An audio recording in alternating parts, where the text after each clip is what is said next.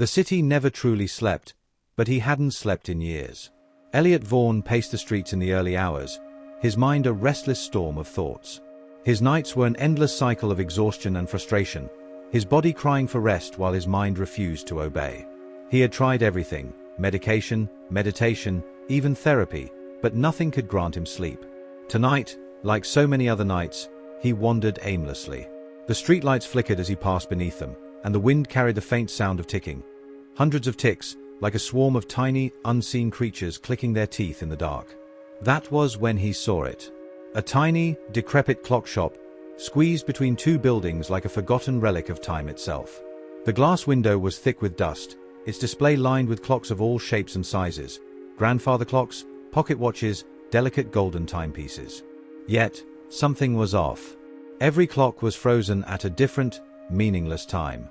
2:17, 4:06, 11:59. No pattern, no rhythm, just chaos. A carved wooden sign above the door read, "Grimbold's Timepieces." He had never seen the shop before, despite walking this route countless times. And yet, here it was, waiting. Against all logic, the door creaked open at his touch, as if inviting him inside. A scent of aged wood and machine oil filled the air, mingling with something colder, something metallic. The shop was dimly lit, the only source of illumination coming from a single desk lamp in the far corner. Behind the counter stood an old man. His face was a map of deep wrinkles, his eyes dark pools reflecting the faint glow of the lamp. He wore an antique waistcoat, a chain dangling from the pocket, likely attached to one of his own cursed timepieces. "Ah," the old man said, his voice a rasping whisper. "Another soul, lost in the hours." Elliot hesitated. Something about the man's gaze made him uneasy, as if he were being measured, assessed. I can't sleep," Elliot admitted, his voice barely above a murmur. "I haven't slept in years." The clockmaker nodded, as though he had heard this confession 1,000 times before. "Time is a fickle thing," he said. "But for a price, it can be adjusted." Elliot swallowed hard. A price. The old man reached beneath the counter and pulled out a watch, sleek, black, and completely still. No ticking, no movement. The glass shimmered in the dim light. "This watch," the clockmaker said, "will grant you the deepest sleep of your life. No more tossing, no more turning. Just peace." Elliot reached for his wallet, but the man shook his head. "No money." He smiled, revealing teeth too white, too perfect for someone so ancient. "The price is simple. Once you take it, you must never wind a clock again." Elliot frowned. "That's it." The old man nodded, sliding the watch across the counter. Elliot hesitated only for a moment before taking it. The second his fingers closed around the watch, every frozen clock in the shop let out a single, deafening tick. And then, silence. Elliot left the shop feeling lighter than he had in years, the watch cool against his palm. He had no idea what he had just done, but he would soon find out. Elliot barely made it home before the exhaustion took hold. As soon as he stepped through his apartment door, a strange drowsiness washed over him. It was unlike anything he had ever experienced. Heavy, all-consuming, like his body had been waiting for this moment his entire life. His legs wobbled beneath him as he stumbled toward the bedroom, barely managing to pull off his jacket before collapsing onto the bed. The world faded instantly. And then, he dreamed. It was not the fragmented, feverish dreaming of a sleep-deprived mind, nor the panicked half-nightmares he was used to. No, this dream was something else. He was standing in the middle of a vast clockwork mechanism, gears the size of buildings grinding together around him. Their motion was impossibly slow, every clunk and click vibrating through his bones. The sky above was a deep, endless black, interrupted only by the eerie glow of floating clock faces, their hands twitching, frozen in place. Somewhere in the distance, a voice called his name. "Elliot." He turned, but there was no one. Only the gears, turning. Then, he looked down. His feet were sinking into the floor. No, not the floor. A vast, shifting pool of black oil, thick and sluggish, swallowing him inch by inch.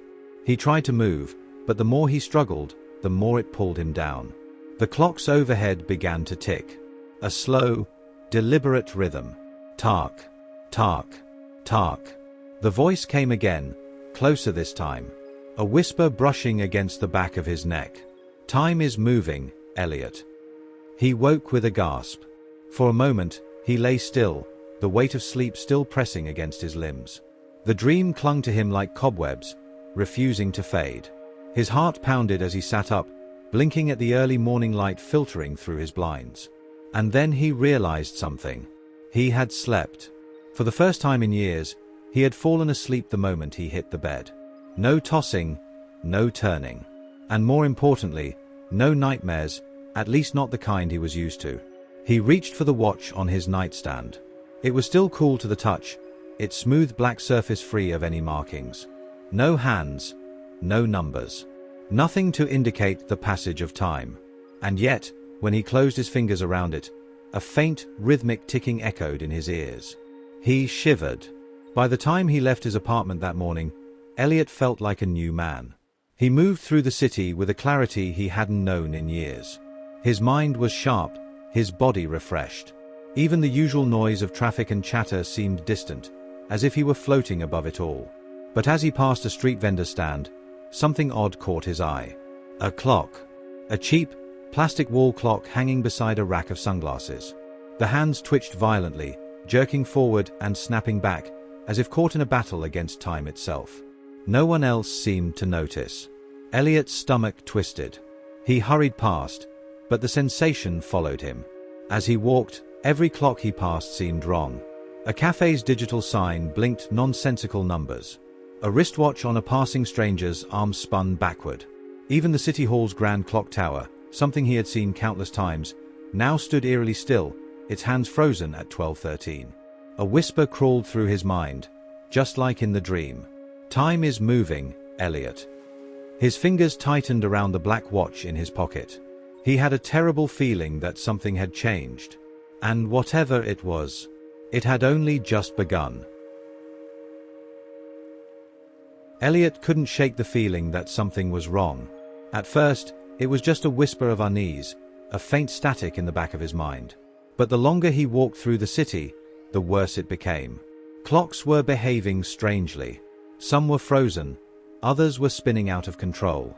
Digital displays flickered erratically, their numbers shifting like scrambled code. No one else seemed to notice. He stopped in front of a small bookstore, pretending to examine the display while watching a woman at a bus stop across the street. She checked her phone, frowned, then looked at her wristwatch. A moment later, she shook her head, as if dismissing some small, momentary confusion. Elliot's pulse quickened. She had noticed something, if only for a second. He turned away and forced himself to focus. Maybe I'm imagining things. After all, he had spent years in a haze of sleeplessness, teetering on the edge of delirium. Maybe his mind was just readjusting. But deep down, he didn't believe that. He pulled the black watch from his pocket. It was still as smooth and featureless as before. No hands, no numbers, nothing but an empty void inside its glass face. And yet, when he pressed it to his ear, he heard it. Tark, Tark, Tark. The same slow, deliberate ticking from his dream. He shoved it back into his pocket and hurried on. By the time he reached his office, the unease had settled into a constant, gnawing tension. The moment he stepped inside the building, a strange silence greeted him. Not complete silence. No, there was still the distant hum of printers, the occasional murmur of voices, but something felt off. Elliot moved toward his desk, nodding absently at his co-worker, Darren, who was busy typing away at his computer. And then, mid-keystroke, Darren froze. His fingers stopped moving, his expression locked in place as if someone had pressed pause on reality itself. Elliot blinked. Darren. No response. No movement. Panic clawed at his throat as he turned in a slow circle. The entire office was still. A woman stood by the water cooler, cup in hand, completely motionless. A ringing phone remained unanswered. The second hand of the office clock hung mid-tick, refusing to move forward. Elliot's breath came short and fast. He reached out, hesitantly, and touched Darren's shoulder. The moment his fingers made contact, reality snapped back. Darren jolted, fingers resuming their typing as if nothing had happened. The woman by the water cooler sipped her drink. The phone was answered. The second hand clicked forward. Elliot staggered back, heart hammering. No one noticed. No one reacted. It was as if time had hiccuped, paused for a brief, impossible moment, then continued as if nothing had happened. His hands shook as he sat down. He had no explanation for what he had just witnessed, but one thing was certain. This had started after he took the watch. That night, as he lay in bed, he stared at the ceiling, dreading sleep. But exhaustion weighed down on him like lead, and soon enough, the darkness claimed him. The dream came immediately. The great clockwork sky, the grinding gears, the shifting black oil at his feet, and the whisper. Only this time, it was not distant. It was right next to his ear. Time is breaking, Elliot. His pulse thundered. He turned, expecting to see nothing. But for the first time, something was there. A figure, half-shrouded in darkness. Its outline was blurred, indistinct, but its presence was undeniable. It took a step forward. Elliot couldn't move. The clocks in the sky above ticked in unison, louder than before, echoing through the vast emptiness. The figure stepped closer and whispered, "You should not have taken the watch." Elliot woke with a sharp gasp, his body drenched in cold sweat. His heart slammed against his ribs as he reached for the watch on his nightstand. This time, when he lifted it to his ear, the ticking had grown faster. Elliot sat on the edge of his bed, gripping the watch so tightly his knuckles turned white. The ticking was faster now, subtle but unmistakable. A rhythmic, unnatural beat that pulsed through his fingers like a second heartbeat. Tark, tark, tark, tark.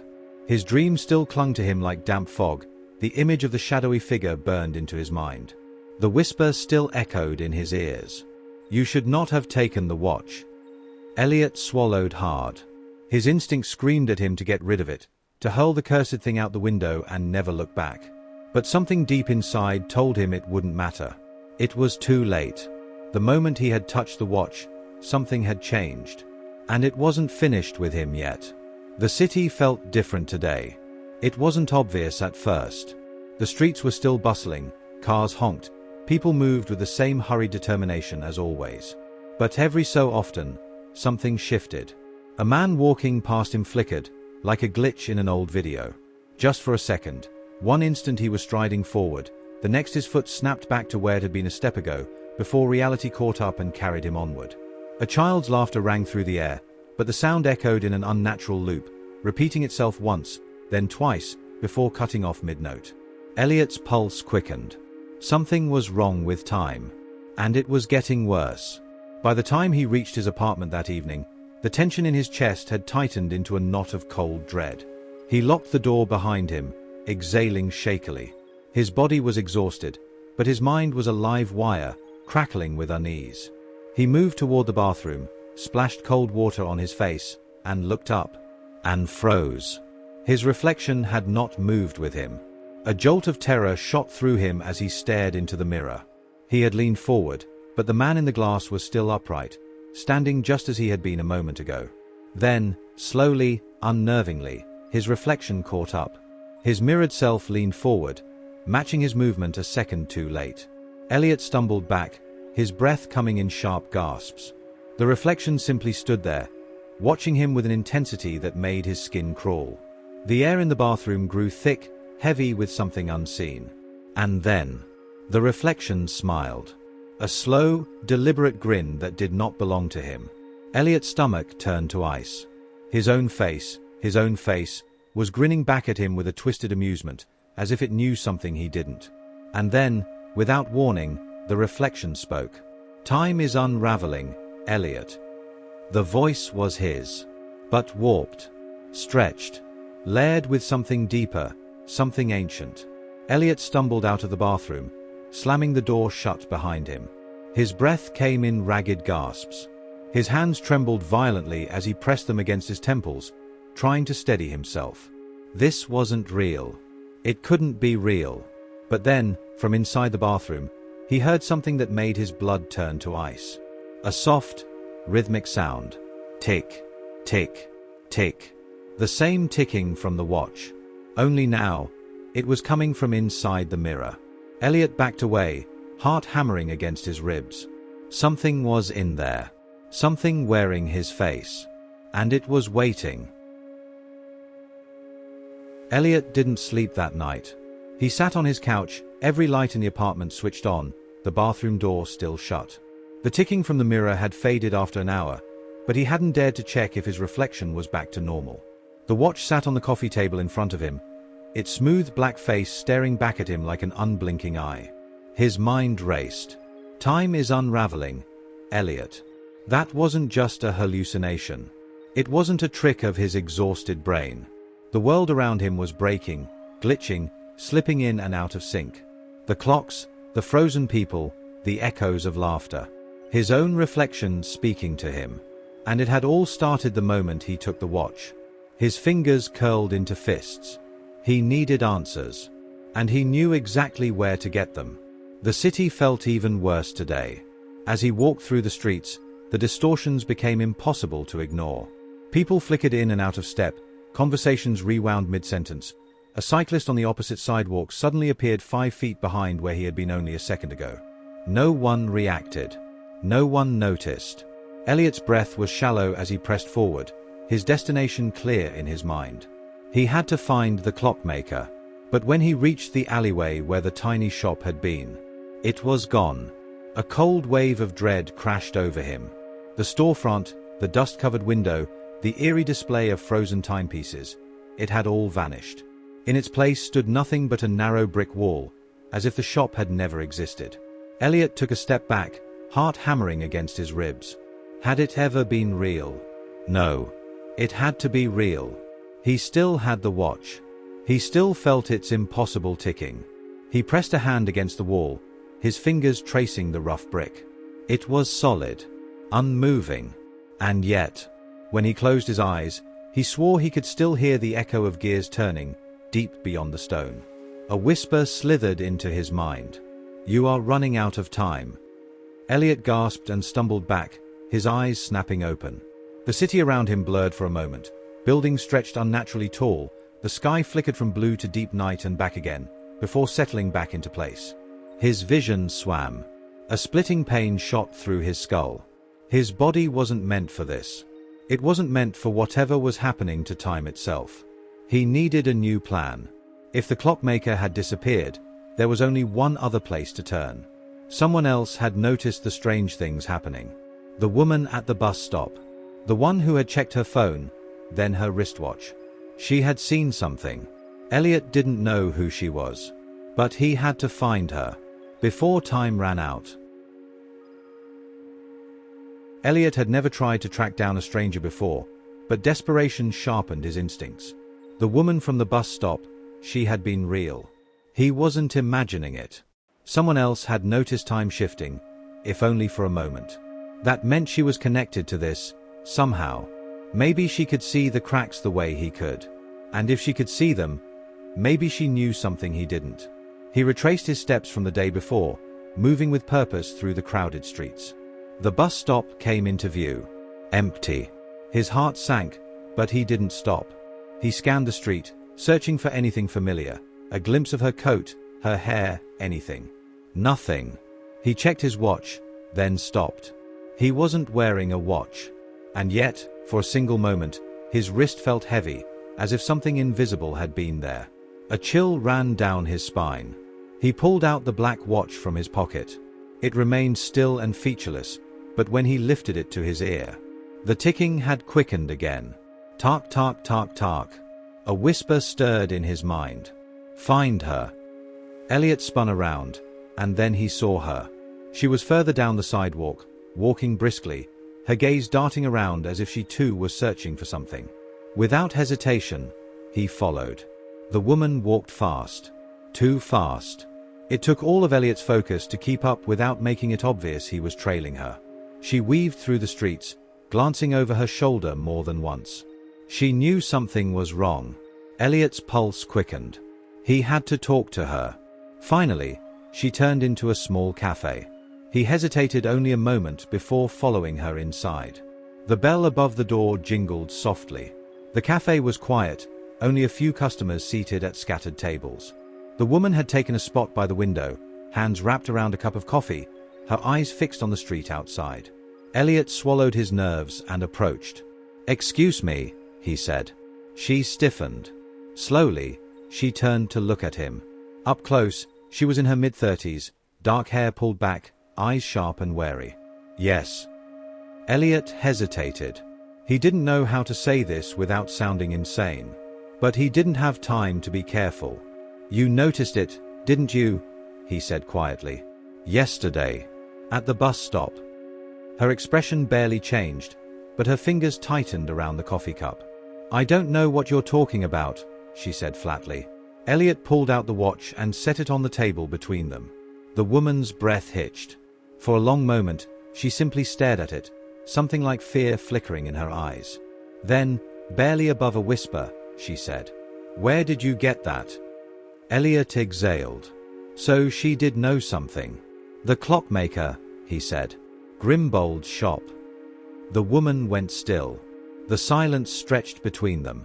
Then, she looked up at him, her face paler than before. "There is no Grimbold shop," she said. "Not anymore." Elliot's stomach dropped. "What do you mean?" She glanced around, then leaned in closer.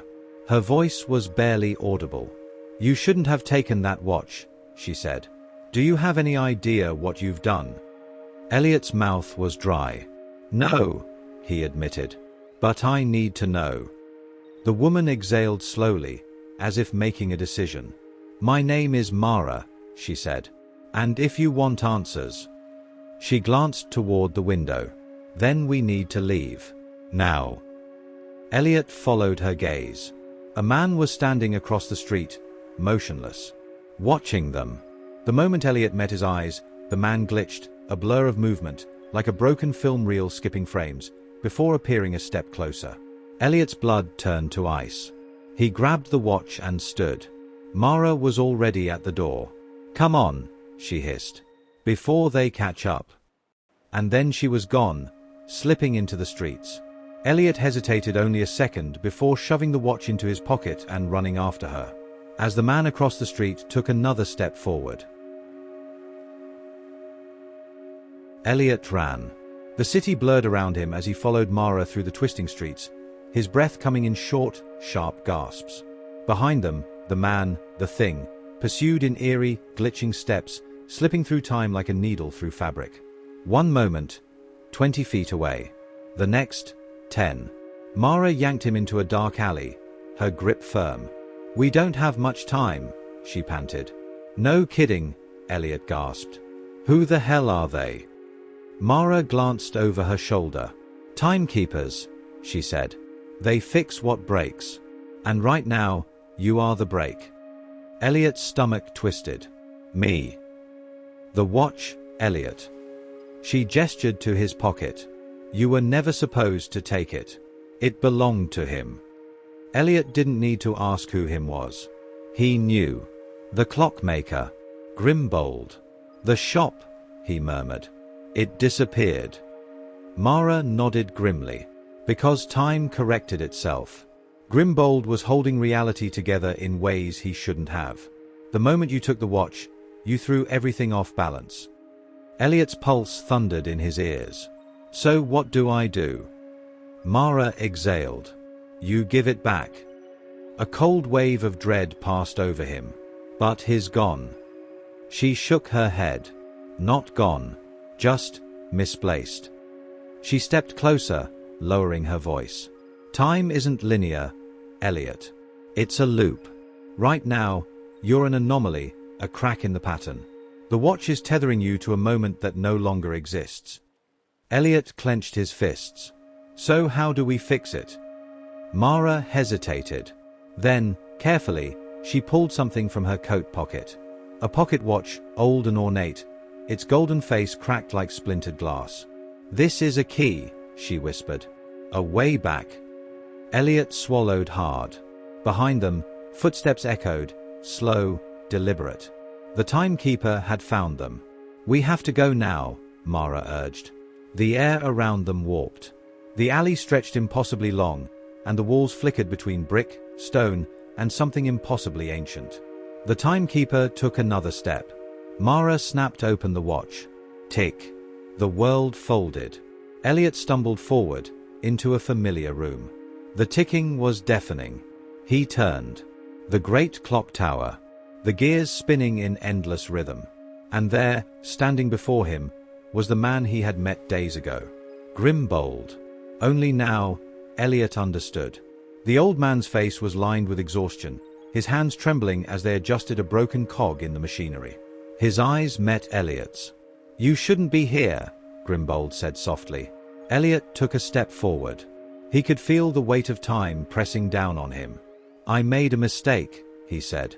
"I took something that wasn't mine." Grimbold sighed. "And now time is collapsing." Elliot swallowed. "How do I fix it?" Grimbold studied him for a long moment. Then, he extended his hand. The watch. Elliot hesitated. It had been with him for so long now, its impossible ticking woven into his very heartbeat. But he knew. It didn't belong to him. Slowly, he pulled it from his pocket and placed it in Grimbold's outstretched palm. The moment the watch left his fingers, the air shifted. The gears above groaned. Time was realigning. Grimbold exhaled, closing his fingers around the watch. "You were never meant to be part of this, Elliot." A deep, resounding chime filled the space. The walls around him flickered. Elliot felt himself slipping, as if the universe itself was erasing him from the moment.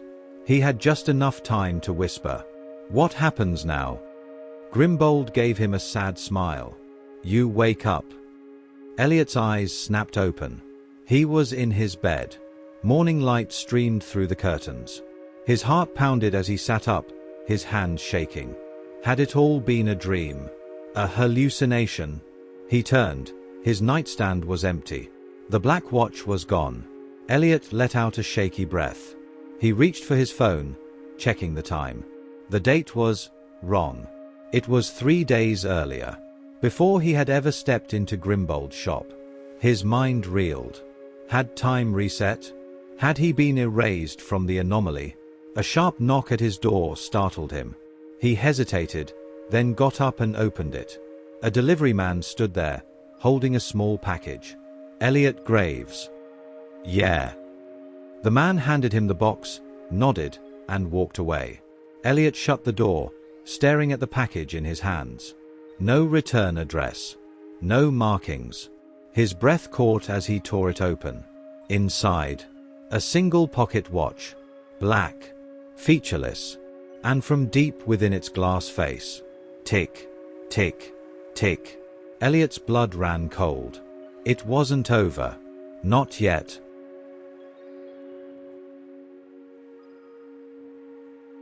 Thank you so much for watching. If you enjoyed this story, don't forget to hit that like button and leave a comment below. I love hearing your thoughts. If you're craving more mysteries, thrillers, and spine-chilling tales, make sure to subscribe and ring the bell, so you never miss out on the next chapter. The darkness is always waiting, and the next story could be just around the corner. See you in the next one, if you dare.